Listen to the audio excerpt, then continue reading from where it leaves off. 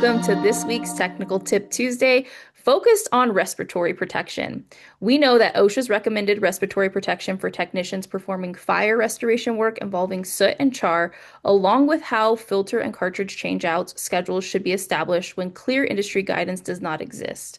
So, with all that to say, really, we're in the world of we don't really have the proper guidelines for us, particularly in the restoration. So we lean on OSHA, and Barry's going to kind of talk about that. But Barry, what advice do you have around this topic? I know it's one that's very touchy or gray, if you will, because the lack thereof guidelines. Hi, Kayla. Yeah, this is a tough one for me. I'm a certified safety professional. I'd love to say that everything we do, both for the work I'm related to and in our industry, we can nail it down exactly per OSHA. This is a little bit of a gray area that we're not in the. I'll try to make this a short answer. We're not in, say, manufacturing with the exact same chemical, the exact same exposure, the exact same thing in the air that we can measure and we can quantify and then we can prove this is exactly what we need to do. That changes by the day, that changes by the hour. So, um, first of all, number one, if you watched one of our previous tips, I think respirators are probably number one that we need to take a look at within our industry. Number two is that you're going to have to set up something in writing. You're supposed to have a written respiratory protection program. You're going to need to establish what respirators and what cartridges you're going to need. It can be very complex, but you just got to work through it. There are OSHA recommendations. There are recommendations from 3M. There are recommendations from North that you can get into. Um, you can look at IICRC guidance, RIA guidance. Probably every bit as important. And Kayla, I think you said you can provide links. Is take a look. I have a two-part respirator article in R&R magazine, and also there's some additional ones in there that can help you. But you basically want to break it down between particulates, soot and ash, things like that, mold, COVID, P100s, very effectively filter out all of that, and then more of a combination cartridge.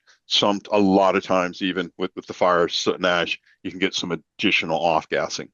So the combination cartridges can help with that. As far as a schedule, you're going to have to pick one somewhat based on experience and logic. OSHA doesn't necessarily advise that, but we don't have anything better right now in our quiver of tools or quiver of arrows. We don't have anything better. So P100s, is it loaded up? Is it covered with soot or ash or dust and it's hard to breathe in? That's the time you need to change it, probably past the time you need to change it. So if you're on the average job, you wear a P100 for a day, throw it out and get a new one and bill for it too. Uh, and with the combination cartridges, again, usually in the restoration world, it's based on breakthrough. Can you smell it? Can you taste it? Can you sense it?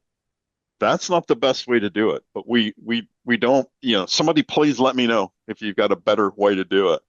But usually it's based on that, and it's time to get out of that area and change out the cartridge with the fresh one. Again, use basic common sense on how you can set up a schedule on this. If it's going to be a job and you're going to be using, you'll look at your SDS, you're going to be using a chemical. It requires some type of combination cartridge. Then, maybe what you do is, once again, at the end of the day, change out that cartridge, throw it out first thing in the morning, put in a new one.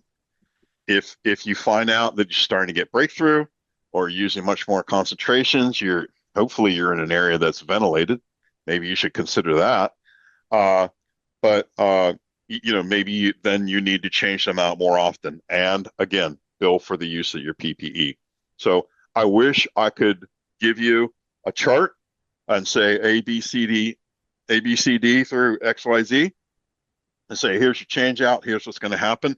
We don't have that. So it's a combination of knowledge, experience, and general guidance that we can get from a number of resources. Yeah, and I would definitely say to your point, Barry, there's a lot of articles out there that you've written personally. I know Sean Scott has a couple, Pat Moffat also has a couple. So what I'll do for all of you listening, I'm going to link these articles down below so that you have the information that you guys need and are looking for. And as Barry mentioned, if you guys have a method that works for you, share it because that's how we create an industry guideline or standard with that type of information. Again, it's never too late to be safe. So let's start putting all of our knowledge together and create something for our industry specifically. Because to your point, Barry, if you get to the point where you can smell it and taste it, it's actually too late. So how can we get the right, proper procedures and tools in place for us to get ahead of that and say, hey, you should only wear it for X hours, you should only wear it for this long, or whatever the case may be. And so it becomes a best practice in our industry. Especially when we're talking about fires and the potential for off-gassing afterwards. We could we could have an hours long discussion and bring in experts like Sean Scott and talk about that. The bottom line is our fires no longer are, wood and drywall. All right, there's so many other synthetic chemicals, and the off-gassing is complex. It's complex to measure them. They change by the hour. They change by the nature of the fire.